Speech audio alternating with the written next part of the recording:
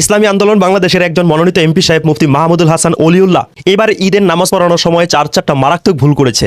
Sorry, ইসলামী আন্দোলন বাংলাদেশের মনোনীত এমপি সাহেব মুফতি মাহমুদুল হাসান সাহেব নয়, জামাত শিবিরের মনোনীত এমপি সাহেব মুফতি আমির হামজা সাহেব এবার ঈদের নামাজ পড়ানোর সময় চারটা মারাত্মক ভুল করেছে, জানিয়ে সোশ্যাল মিডিয়ার মধ্যে অনেক আলোচনা সমালোচনার সৃষ্টি হয়েছে। এখন কথা হচ্ছে, এটা যদি জামাত শিবিরের মুফতি সাহেব না হয়ে ইসলামী আন্দোলন বাংলাদেশের মনোনীত এমপি সাহেব হতো, মুফতি মাহমুদুল হাসান অলিউল্লাহ সাহেব হতো, তাহলে মনে হয় এই মোবাইল ফোন আমি কেউ হাতেই রাখতে পারতাম না।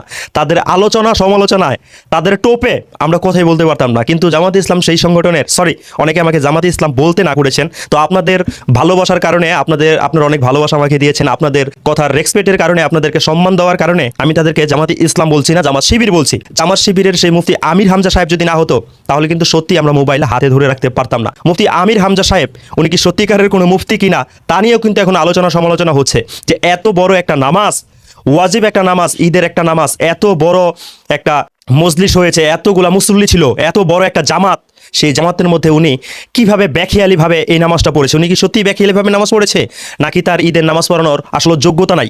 এটা নিয়ে এখন প্রশ্ন উঠছে। আমার প্রাণপ্রিয় ভাই ও বন্ধুরা, আপনারা অনেকেই বলতে পারেন, ভাই এই ঘটনা তো ঘটে গিয়েছে ঈদের দিন, আর আপনি এত দিন পর এই বিষয়ে কথা বলছেন, এই বিষয়ে ভিডিও তৈরি করছেন। হ্যাঁ, আমি আপনাদেরকে বলবো, আসলে ঈদের দিন থেকে ধরে আমি এই পর্যন্ত অনেক পরিমাণে ব্যস্ত ছিলাম, মোবাইলের কাছেই আসতে পারিনি। আর যে সমস্ত ভিডিওগুলো পোস্ট হয়েছে, সেই সমস্ত ভিডিওগুলো আমি শিডিউল করে রেখেছিলাম। তো এখন আমি একটু ফ্রি হয়েছি, তো সেই জন্য আমি ভাবলাম যে এই বিষয়ে আসলে কথা বলার প্রয়োজন, যে কারণে এই ভিডিওটা আমি আপনাদের সামনে তুলে ধরেছি। এখন কথা হচ্ছে, একজন মুফতি সাহেব, এত বড় মাপের একজন আলেম সাহেব, সেই আলেম সাহেব কিভাবে ঈদের নামাজ পড়ানোর সময় চারটা ভুল করেছে। চারটা যে ভুল করেছে, সেই ভুলের কথাগুলো আমি আমার মুখ দিয়ে বলছি না, আমি আরেকজন আলেমের মুখ থেকে সেই সমস্ত কথাগুলো আপনাদের সামনে তুলে ধরছি। কি চারটা মারাত্মক ভুল করেছে, এই ভুলগুলো যদি ইসলামী আন্দোলন বাংলাদেশের পক্ষ হতে কোনো আলেম সাহেব পড়তো, তাহলে কিন্তু অবস্থা সত্যিই খুব খারাপ হয়ে যেত। আলোচনা সমালোচনা এত পরিমাণে তৈরি হতো, যা বলার বাইরে। মুফতি আমির হামজা সাহেব এই ভুলটা করার কারণে সোশ্যাল মিডিয়ায় কিন্তু এত আলোচনা সমালোচনা দেখা যাচ্ছে না। জামাত শিবিরের কিছু কর্মী ভাইদেরকে লিখতে দেখা যাচ্ছে, তারা বলছে সৌদি আরবেও নাকি ঠিক এইভাবেই নামাজ পড়ানো হয়। এই কথা বলতে গিয়ে একটা ভিডিও তারা ক্রিয়েট করেছে, কমপক্ষে আমার মনে হয় 15 থেকে 20 বার আল্লাহু আকবার, আল্লাহু আকবার, আল্লাহু আকবার, মানে এমনভাবে এডিট করেছে, শুরুর এডিটটা তারা, মানে শুরুর যে আল্লাহু আকবার বলে হাত বাঁধে, ওইটাকেই বারবার তারা রিপিট করে দেখাতে গিয়ে, হয়তো 3 বা 4 বার রিপিট করে দেখাতে চেয়েছিল, সেখানে তারা মোটামুটি 8-10 বারের মতো রিপিট করে দেখিয়ে ফেলেছে। মানে তাদের ভিডিও এডিট করাটাও ঠিক হয়নি। সেই ভিডিওটাও আমি আপনাদেরকে স্ক্রিনে উঠিয়ে দেখাবো, তবে আগে শুনুন চারটা যে ভুল করেছে, সেই চারটা কি ভুল করেছে সেটা আপনাদের সামনে তুলে ধরা হচ্ছে। ইসলামী আন্দোলন বাংলাদেশের একমাত্র এমপি সাহেব ঈদের নামাজে কয়েকটি ভুল করেছেন। উনি তো ইসলামী আন্দোলনের না, জামাতের বড় মুফতি সাহেব, জামাতের প্রধান মুফতি সাহেব মুফতি আমির হামজা, যাকে আপনারা রাশমিকা মান্দার আর আশেক বলে চিনে থাকেন। বর্তমানে তিনি ঈদুল ফিতরে যে ভুল করেছেন, সেটা হচ্ছে তিনি তেলাওয়াত করার সময় চোখ বন্ধ করে রেখেছেন। দ্বিতীয়ত হচ্ছে এক আয়াতের জায়গায় অন্য আয়াত পড়েছেন, সেটা হতে পারে মোসাব্বার কারণে হতে পারে, সেটা ভুল নাও হতে পারে। আরেকটা ভুল হচ্ছে যে তিনি তাকবীর গুলো বলার সময় হাতগুলো ছেড়ে দেয়নি, তিনি হাতগুলো বেঁধে ফেলেছেন। আরেকটি ভুল হচ্ছে তিনি সিজদার জায়গায় তাকান নাই। তো এই যে ভিডিওটা যিনি করেছেন, এই ভিডিওটা নাকি গোপনে করা হয়েছে, আমির হামজা হুজুরকে জানানো হয় নাই যে এখানে ভিডিও হচ্ছে। তিনি একটি কল রেকর্ডের মধ্যে একটি স্পষ্ট করেছেন যে তিনি জানতেন না এখানে ভিডিও হচ্ছে।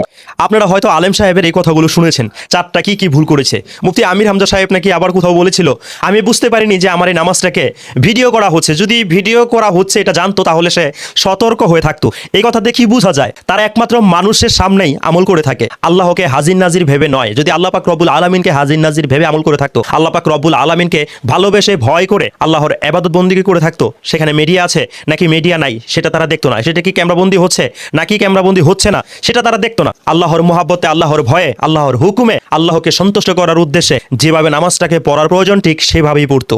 আসুন, এরা যে একটা ভিডিও এডিট করেছে সৌদি আরবের কথা বলে, সৌদি আরবে নাকি ঠিক এইভাবেই নামাজ পড়ানো হয়, তো সেই ভিডিওটাকে এডিট করতে গিয়ে তারা একই কথা রিপিট করেছে। মানে আল্লাহু আকবার বলে যে হাত বাঁধে প্রথম তাকবীরে, সেটাকেই তারা রিপিট করতে 4 বারের জায়গায় 8 বার 10 বারের উপরে দেখিয়ে ফেলেছে। আসুন সেই ভিডিওটা দেখি, আর আপনার মতামত অবশ্যই কমেন্টে লিখে জানিয়ে দেবেন। যদি আজকে মুফতি মাহমুদুল হাসান সাহেব উনার দ্বারা এই ভুলটা হতো, তাহলে কি আপনি মোবাইল সত্যি হাতে রাখতে পারতেন? উনাদের সমালোচনা শুনতে আপনার ধৈর্য থাকতো? এটা কমেন্টে লিখে জানিয়ে দিবেন। আল্লাহু আকবার, আল্লাহু আকবার, আল্লাহু আকবার, আল্লাহু আকবার। আলহামদুলিল্লাহি রাব্বিল আলামিন, আর রাহমানির রহিম।